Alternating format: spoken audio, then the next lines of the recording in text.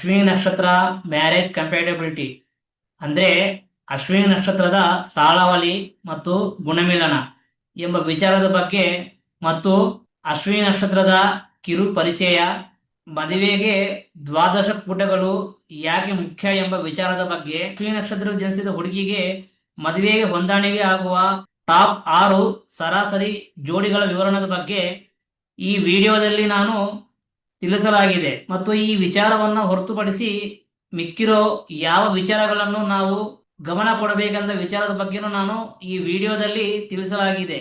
ಹಾಗಾಗಿ ಈ ವಿಡಿಯೋವನ್ನು ಕೊನೆ ತನಕ ಸ್ಕಿಪ್ ಮಾಡದೆ ನೋಡಿ. ನಮಸ್ಕಾರ ವೀಕ್ಷಕರೇ. ಜ್ಯೋತಿಷ್ ಶಾಸ್ತ್ರದ ಪ್ರಕಾರ ಮದುವೆ ಎನ್ನುವುದು ಕೇವಲ 2 ಮನಸ್ಸುಗಳ ಮಿಲನ ಮಾತ್ರವಲ್ಲ, 2 ಜಾತಕಗಳ ಪ್ರಬಲ ಸಂಯೋಜನೆ. ಇವತ್ತು ನಾವು ರಾಶಿ ಚಕ್ರದ ಮೊದಲನೇ ನಕ್ಷತ್ರವಾದ ಅಶ್ವಿನಿ ನಕ್ಷತ್ರದ ವಿವಾಹ ಮೈತ್ರಿಯನ್ನು ನೋಡೋಣ. ಸಾಮಾನ್ಯವಾಗಿ ನೀವು 8 ಕೂಟಗಳ ಬಗ್ಗೆ ಕೇಳಿರ್ತೀರ. ಆದರೆ ಮೈಸೂರು ಒಂಟಿಕೊಪ್ಪಲ್ ಪಂಚಾಂಗದ ಪ್ರಕಾರ ಮತ್ತು ಸನಾತನ ಧರ್ಮದ ಪ್ರಕಾರ ದಾಂಪತ್ಯ ಜೀವನ ದೀರ್ಘಕಾಲ ಚೆನ್ನಾಗಿರಬೇಕಂದ್ರೆ 12 ಕೂಟಗಳು ಪರಿಶೀಲನೆ ಬಹಳ ಮುಖ್ಯ. ಅಶ್ವಿನಿ ನಕ್ಷತ್ರದ ಕಿರು ಪರಿಚಯ. ಈ ಅಶ್ವಿನಿ ನಕ್ಷತ್ರದ 4 ಪಾದಗಳು ಮೇಷರಾಶಿಗೆ ಸೇರುತ್ತವೆ. ಈ ಅಶ್ವಿನಿ ನಕ್ಷತ್ರದ ಅಕ್ಷರಗಳು ಯಾವುದಪ್ಪ ಅಂದ್ರೆ ಚೂ, ಚೇ, ಚೋ, ಲ. ಈ 4 ಅಕ್ಷರಗಳು ಅಶ್ವಿನಿ ನಕ್ಷತ್ರಕ್ಕೆ ಸೇರುತ್ತವೆ. ಈ ಅಶ್ವಿನಿ ನಕ್ಷತ್ರಕ್ಕೆ ಅಧಿಪತಿ ಕೇತು ಗ್ರಹನು ಆಗಿರ್ತಾನೆ. ಈ ಅಶ್ವಿನಿ ನಕ್ಷತ್ರದ ಗಣ ದೇವಗಣ ಆಗಿದೆ.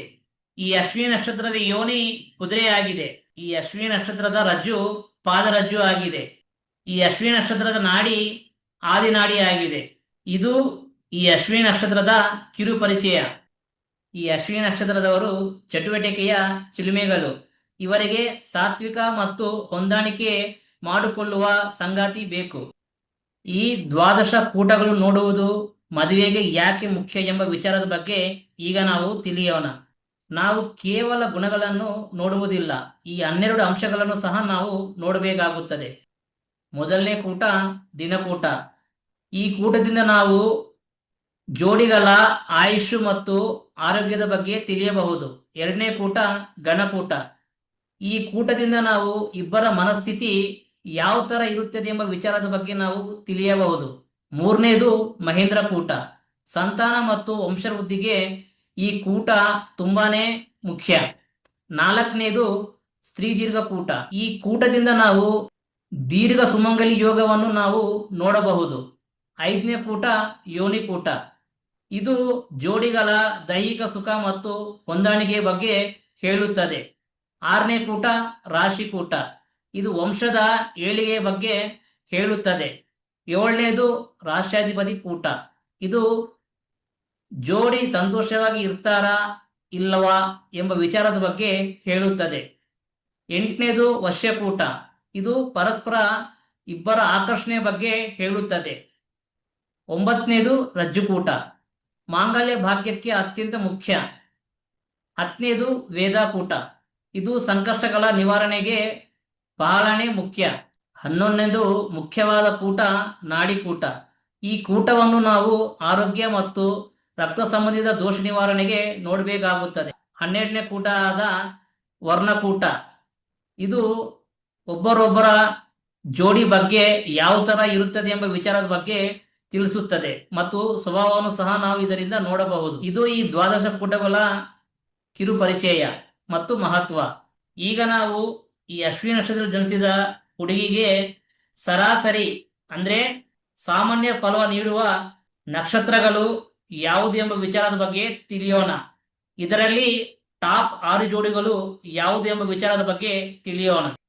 ಇದರಲ್ಲಿ ಮೊದಲನೇ ಆಯ್ಕೆ ಬಂದ್ಬಿಟ್ಟು ಅಶ್ವಿನಿ ಮತ್ತು ವಿಶಾಖ ನಕ್ಷತ್ರ 4ನೇ ಪಾದ. ಈ ಅಶ್ವಿನಿ ಮೇಷರಾಶಿಗೆ ಸೇರುತ್ತದೆ. ಆದ್ರೆ ಈ ಅಶ್ವಿನಿ ನಕ್ಷತ್ರ ಜನಿಸಿದ ಹುಡುಗನಿಗೆ ಮದುವೆ ಆಗ ಹೋಗುವಾಗ 1 ಪಾದ ಆದ್ರೂ ಡಿಫರೆನ್ಸ್ ಇರಬೇಕು. ಆಗ್ಲೇ ಈ ಜೋಡಿಯ ಜೀವನ ಸರಾಸರಿಯಾಗಿ ಇರುತ್ತದೆ. ಇಬ್ಬರದು ಒಂದೇ ಪಾದ ಇರಬಾರದು. 2ನೇ ನಕ್ಷತ್ರ ಬಂದ್ಬಿಟ್ಟು ವಿಶಾಖ ನಕ್ಷತ್ರ 4ನೇ ಪಾದ. ಈ ವಿಶಾಖ ನಕ್ಷತ್ರ 4ನೇ ಪಾದ ವೃಶ್ಚಿಕ ರಾಶಿಗೆ ಸೇರುತ್ತದೆ. ಇದನ್ನು ಸಹ ಸರಾಸರಿ ಜೋಡಿಯಲ್ಲಿ ಮೊದಲೇ ಆಯ್ಕೆಯನ್ನು ನಾವು ಕೊಡಬಹುದು. ಈ ಅಶ್ವಿನಿ ನಕ್ಷತ್ರ ಜನಿಸಿದ ಹುಡುಗಿಗೆ ಮತ್ತು ಅಶ್ವಿನಿ ನಕ್ಷತ್ರದಲ್ಲಿ ಜನಿಸಿದ ಹುಡುಗನಿಗೆ ಹೊಂದಾಣಿಕೆ ಮಾಡಿದಾಗ ನಮಗೆ 25 ಗುಣಗಳು ಬರುತ್ತವೆ. ಅದೇ ರೀತಿಯಾಗಿ ಅಶ್ವಿನಿ ನಕ್ಷತ್ರ ಜನಿಸಿದ ಹುಡುಗಿಗೆ ಮತ್ತು ವಿಶಾಖ ನಕ್ಷತ್ರ ಜನಿಸಿದ ಹುಡುಗನಿಗೆ ಹೊಂದಾಣಿಕೆ ಮಾಡಿದಾಗ ನಮಗೆ 25 ಗುಣಗಳು ಬರುತ್ತವೆ. ಹಾಗಾಗಿ ಇದು ಮೊದಲನೇ ಸರಾಸರಿ ಜೋಡಿ ಎಂದು ನಾವು ಹೇಳಬಹುದು.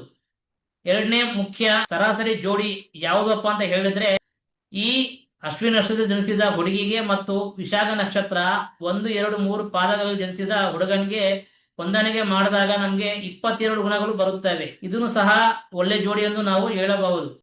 ಎರಡನೇ ಆಯ್ಕೆಯಲ್ಲಿ ಇನ್ನೊಂದು ನಕ್ಷತ್ರ ಯಾವುದಪ್ಪ ಅಂತ ಹೇಳಿದ್ರೆ ಅದು ಚಿತ್ತಾ ನಕ್ಷತ್ರ 3ನೇ ಪಾದ ಮತ್ತು 4ನೇ ಪಾದ. ಈ ಅಶ್ವಿನಿ ನಕ್ಷತ್ರ ಜನಿಸಿದ ಹುಡುಗಿಗೆ ಈ ಚಿತ್ತಾ ನಕ್ಷತ್ರ 3ನೇ ಮತ್ತು 4ನೇ ಪಾದದಲ್ಲಿ ಜನಿಸಿದ ಹುಡುಗನಿಗೆ ಹೊಂದಾಣಿಕೆ ಮಾಡಿದಾಗ ನಮಗೆ 36 ಗುಣಗಳಿಗೆ 22 ಗುಣಗಳು ಬರ್ತವೆ. ಇದನ್ನು ಸಹ ಸರಾಸರಿ ಜೋಡಿ ಎಂದು ನಾವು ಹೇಳಬಹುದು. ಮೂರನೇ ಆಯ್ಕೆಯಲ್ಲಿ ಪುನರ್ವಸು ನಕ್ಷತ್ರ 4ನೇ ಪಾದ, ಉತ್ತರ ನಕ್ಷತ್ರ 1ನೇ ಪಾದ ಮತ್ತು ಶ್ರವಣ ನಕ್ಷತ್ರ ಬರುತ್ತವೆ. ಅದೇ ರೀತಿಯಾಗಿ ಈ ಅಶ್ವಿನಿ ನಕ್ಷತ್ರ ಜನಿಸಿದ ಹುಡುಗಿಗೆ ಪುನರ್ವಸು ನಕ್ಷತ್ರ 4ನೇ ಪಾದ ಜನಿಸಿದ ಹುಡುಗನಿಗೆ ಹೊಂದಾಣಿಕೆ ಮಾಡಿದಾಗ ನಮಗೆ 21 ಗುಣಗಳು ಬರುತ್ತವೆ. ಅದೇ ರೀತಿಯಾಗಿ ಈ ಅಶ್ವಿನಿ ನಕ್ಷತ್ರ ಜನಿಸಿದ ಹುಡುಗಿಗೆ ಮತ್ತು ಉತ್ತರ ನಕ್ಷತ್ರ ಜನಿಸಿದ ಅಂದ್ರೆ 1ನೇ ಪಾದ, ಉತ್ತರ ನಕ್ಷತ್ರ 1ನೇ ಪಾದ ಜನಿಸಿದ ಹುಡುಗನಿಗೆ ಹೊಂದಾಣಿಕೆ ಮಾಡಿದಾಗ ಸಹ ನಮಗೆ 21 ಗುಣಗಳು ಬರುತ್ತವೆ. ಈಗ ಮೂರನೇ ಆಯ್ಕೆಯಲ್ಲಿ ಹೊಂದಾಣೆ ಆಗುವ ನಕ್ಷತ್ರ ಶ್ರವಣ ನಕ್ಷತ್ರ. ಈ ಅಶ್ವಿನಿ ನಕ್ಷತ್ರ ಜನಿಸಿದ ಹುಡುಗಿಗೆ ಮತ್ತು ಶ್ರವಣ ನಕ್ಷತ್ರ ಜನಿಸಿದ ಹುಡುಗನಿಗೆ ಹೊಂದಾಣಿಕೆ ಮಾಡಿದಾಗ ನಮಗೆ 36 ಗುಣಗಳಿಗೆ 21 ಗುಣಗಳು ಬರುತ್ತವೆ. ಇದನ್ನು ಸಹ ನಾವು ಸರಾಸರಿ ಜೋಡಿ ಎಂದು ಹೇಳಬಹುದು. ನಾಲ್ಕನೇ ಆಯ್ಕೆ ರೋಹಿಣಿ ನಕ್ಷತ್ರ. ಈ ಅಶ್ವಿನಿ ನಕ್ಷತ್ರ ಜನಿಸಿದ ಹುಡುಗಿಗೆ ಮತ್ತು ರೋಹಿಣಿ ನಕ್ಷತ್ರ ಜನಿಸಿದ ಹುಡುಗನಿಗೆ ಹೊಂದಾಣಿಕೆ ಮಾಡಿದಾಗ ನಮಗೆ 20 ಗುಣಗಳು ಬರುತ್ತವೆ. ಇದನ್ನು ಸಹ ನಾವು ಸರಾಸರಿ ಜೋಡಿ ಎಂದು ಹೇಳಬಹುದು. ಐದನೇ ಆಯ್ಕೆ. ಈ ಐದನೇ ಆಯ್ಕೆಯಲ್ಲಿ ಮೃಗಶಿರ ನಕ್ಷತ್ರ ಬರುತ್ತದೆ. ಅಂದ್ರೆ ಅಶ್ವಿನಿ ನಕ್ಷತ್ರ ಜನಿಸಿದ ಹುಡುಗಿಗೆ ಮತ್ತು ಮೃಗಶಿರ ನಕ್ಷತ್ರ ಜನಿಸಿದ ಹುಡುಗನಿಗೆ ನಾವು ಹೊಂದಾಣಿಕೆ ಮಾಡಿದಾಗ ನಮಗೆ 36 ಗುಣಗಳಿಗೆ 19 ಗುಣಗಳು ಬರುತ್ತವೆ. ಇದನ್ನು ಸಹ ನಾವು ಸರಾಸರಿ ಜೋಡಿ ಎಂದು ಹೇಳಬಹುದು. ಆರನೇ ಆಯ್ಕೆ ಚಿತ್ತಾ ನಕ್ಷತ್ರ 1, 2 ಪಾದಗಳು, ಪೂರ್ವಭಾದ್ರ ನಕ್ಷತ್ರ 4ನೇ ಪಾದ ಮತ್ತು ಮೂಲ ನಕ್ಷತ್ರ, ಈ 3 ನಕ್ಷತ್ರಗಳು 6ನೇ ಆಯ್ಕೆಗೆ ಬರುತ್ತವೆ. ನಾವು ಅಶ್ವಿನಿ ನಕ್ಷತ್ರ ಜನಿಸಿದ ಹುಡುಗಿಗೆ ಈ 3 ನಕ್ಷತ್ರಗಳಿಗೆ ಹೊಂದಾಣೆ ಮಾಡಿದಾಗ ನಮಗೆ 18 ಗುಣಗಳು ಬರುತ್ತವೆ. ಇದನ್ನು ಸಹ ಸರಾಸರಿ ಜೋಡಿ ಎಂದು ನಾವು ಹೇಳಬಹುದು. ಇದು ವೀಕ್ಷಕರೇ ಅಶ್ವಿನಿ ನಕ್ಷತ್ರ ಜನಿಸಿದ ಹುಡುಗಿಗೆ ಸರಾಸರಿ ಫಲಿತಾಂಶಗಳು ನೀಡುವ 6 ಜೋಡಿಯ ನಕ್ಷತ್ರಗಳು.